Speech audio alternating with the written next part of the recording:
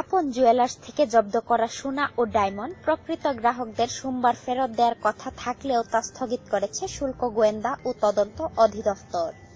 শুল্ক গোয়েন্দা ও তদন্ত বিভাগের মহাপরিচালক মইনুল খান জানান, সোমবার গ্রাহকদের জব্দ করা সোনা ও ডায়মন্ডের একটি তালিকা শুল্ক গোয়েন্দার কাছে জমা দেবার কথা ছিল আপন জুয়েলার্সের, কিন্তু রোববার তাদের পক্ষ থেকে কোনো বৈধ কাগজপত্র আর তালিকা দেখাতে পারেনি আপন জুয়েলার্স। সে কারণে গ্রাহকদের সোনা ও ডায়মন্ড সোমবার ফেরত দেয়া হচ্ছে না। তিনি আরো জানান, ন্যায় বিচারের স্বার্থে আসছে 25শে মে আপন জুয়েলার্সের মালিক পক্ষকে নিজেদের দোকানে উপস্থিত হয়ে সোনা ও ডায়মন্ডের গ্রাহকদের তালিকা দেখাতে পুনরায় সময় দেয়া হয়েছে। সেই কাগজপত্র অনুযায়ী তালিকা তৈরির পর জব্দ করা সোনা ও ডায়মন্ড প্রকৃত গ্রাহকদের ফেরত দেওয়ার জন্য আবার সময় নির্ধারণ করা হবে। এর আগে গেল 18 মে শুল্ক গোয়েন্দা দল উপস্থিত হলেও আপন জুয়েলার্সের মালিকদের কেউ সেদিন দোকানে হাজির হননি বলে জানান শুল্ক গোয়েন্দা ও তদন্ত অধিদপ্তরের মহাপরিচালক ডক্টর মইনুল খান।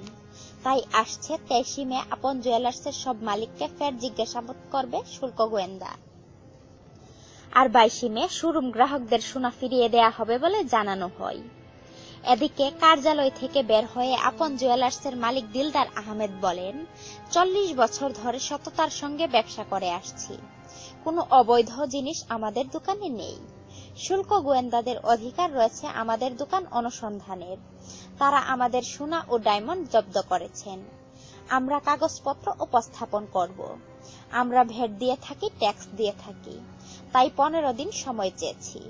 পাশাপাশি আইনজীবীদের সঙ্গে কথা বলে এ বিষয়ে আমরা পরবর্তী ব্যবস্থা নেব। সোনা আমদানি নিয়ে দিলদার বলেন, গেল 5 বছর ধরে আমদানি নেই।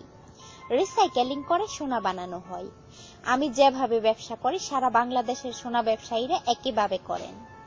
ব্যক্তিগতভাবে আপন জুয়েলার্স বন্ধ করা হলে সারা বাংলাদেশের সব জুয়েলার্স বন্ধ করতে হবে। ভিডিওটি লাইক দিন এবং বেশি বেশি শেয়ার করে সকলকে জানার ও সতর্ক হওয়ার সুযোগ করে দিন।